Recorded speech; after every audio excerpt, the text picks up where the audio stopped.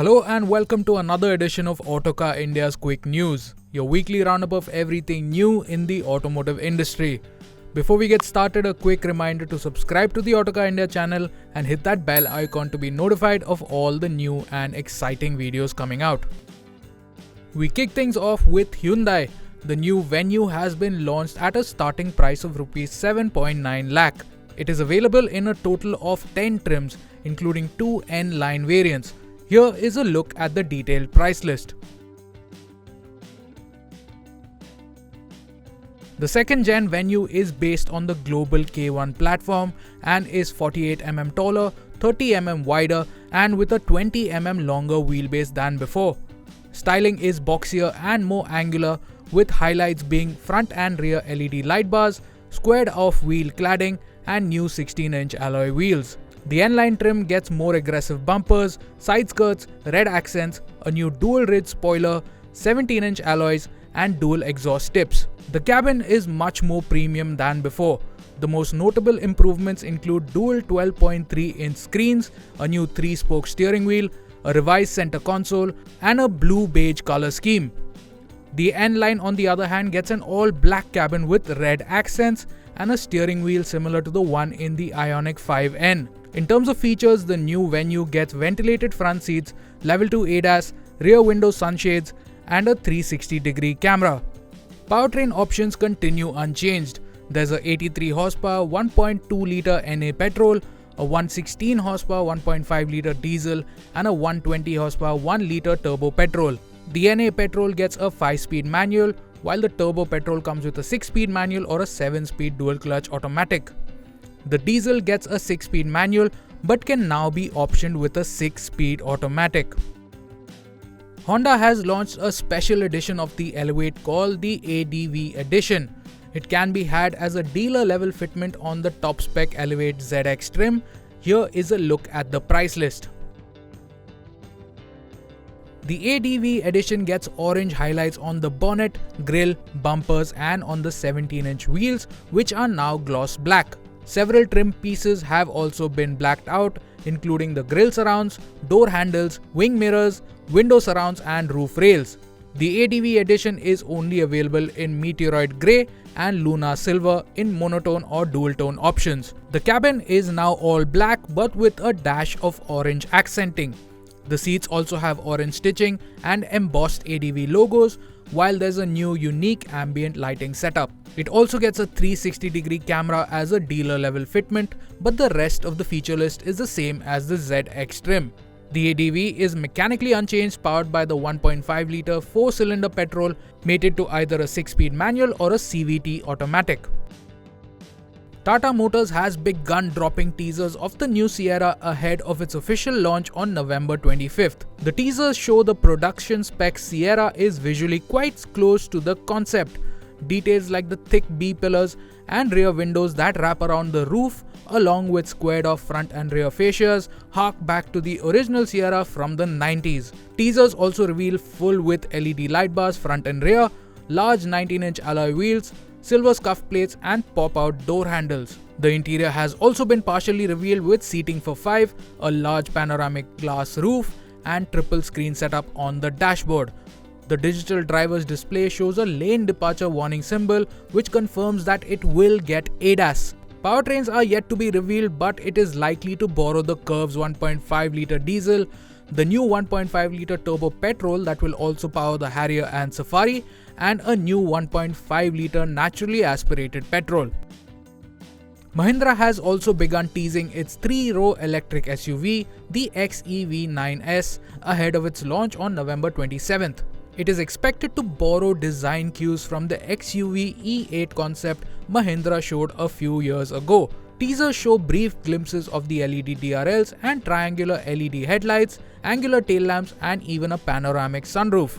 Teasers of the inside show the dashboard design, which is similar to the XEV 9e, with triple screens and a 2-spoke steering wheel. The 3-row layout has seating for 7 and a sliding function for the middle row. It's been a big week for motorcycles with plenty of fresh metal shown at the EICMA show in Milan.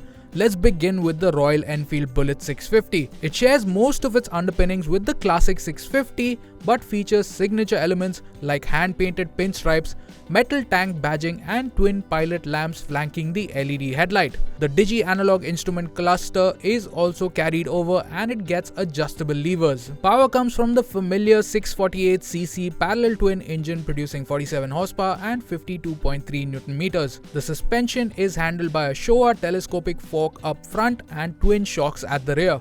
Royal Enfield also showed the Himalayan 450 in a new Mana Black variant.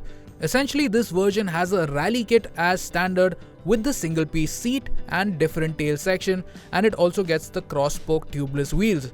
It is finished in a matte black with white accents and continues with the same Sherpa 452cc single-cylinder liquid-cooled engine.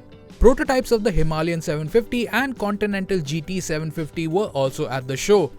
The engine appears to have a new block and head for increased displacement and is rumored to produce around 55 to 60 horsepower. Both bikes have a twin disc setup up front. The Himalayan 750 rides on a 1917 wheel setup, while the fully fed Conti 750 has 18s at both ends. Also at the show was a scrambler version of the Flying Flea called the S6. Details are scarce, but it rides on long travel suspension and spoked wheels, features a flat seat and chain drive compared to the belt drive on the C6. BMW showed the highly anticipated production version of the F450GS at EICMA. Styling is inspired by the larger R1300GS with quad LED DRLs. It weighs 178 kg and rides on an upside down front fork and a monoshock rear adjustable for preload and rebound with travel dependent damping. It features a 1917 wheel setup, while braking system is by Brembo and Bybre with cornering ABS and dynamic brake control. The 420cc twin-cylinder engine produces 48 horsepower and 43 Nm and features a stainless steel exhaust system. It also gets BMW's Shift Assistant Pro for quick upshifts and downshifts without using the clutch. There are 4 variants: Basic, Exclusive, Sport and Trophy. TVS acquired Norton in 2020 and has now revealed 4 new bikes which will be coming to major global markets including India sometime next year. Spearheading the lineup is the flagship Manx R Superbike. Underneath that sharp-looking carbon fiber bodywork is a new 1200cc liquid-cooled V4 engine making 206 horsepower and 130 Nm, mated to a 6-speed gearbox with a quick shifter. Wrapped around this big motor is a cast aluminium monocoque and a single-sided swing arm. Brakes feature Brembo's top-of-the-line high pure calipers, while Olin supplies the semi-active suspension. It also features a comprehensive suite of electronics aided by an IMU. The Manx Super Naked has also been revealed with upright ergonomics and different bodywork.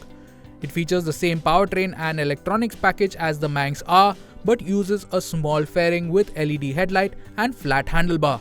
The Atlas adventure bikes are the more accessible models and will be made entirely in India. Powering the Atlas is a 585cc parallel twin liquid-cooled engine that is rated to make nearly 70 horsepower.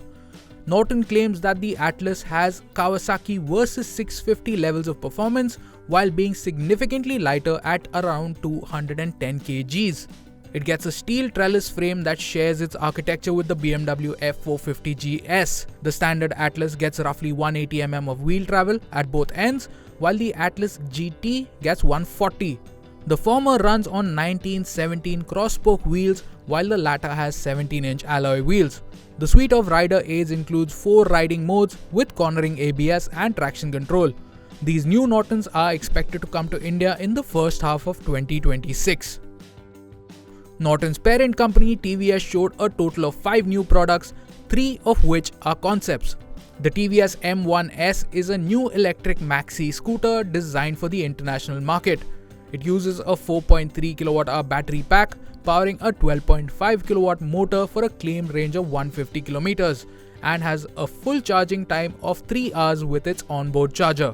Also shown was a more advanced version of the TVS XE scooter with 14-inch wheels and new tech features such as the integration of Android Auto in the console powered by TVS Smart X Connect.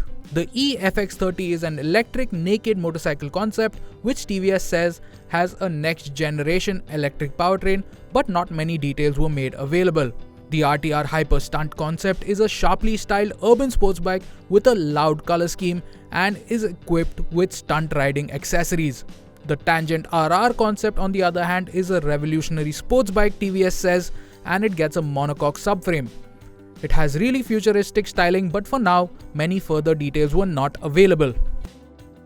And finally, Hero has revealed a Dakar edition for the Xpulse 210 and the Hunk 450SX. The Dakar edition gets longer travel suspension with 280mm of travel at both ends with some adjustability. It has a towering 270mm of ground clearance and the seat height will have gone up substantially too.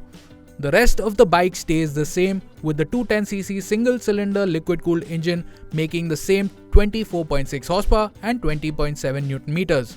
The Hunk 440 is essentially the Maverick 440 sold overseas. The new SX gets a fly screen, a bigger 18-inch front wheel, different wheel designs, split seats, an upswept twin-pipe exhaust, and a braced handlebar, among other bodywork revisions for a scrambler-like look. The Hunk 440SX's design was trademarked in India nearly a year ago, and therefore it may be launched here. And that's a wrap for quick news this week. Thank you so much for watching. We'll see you again next week.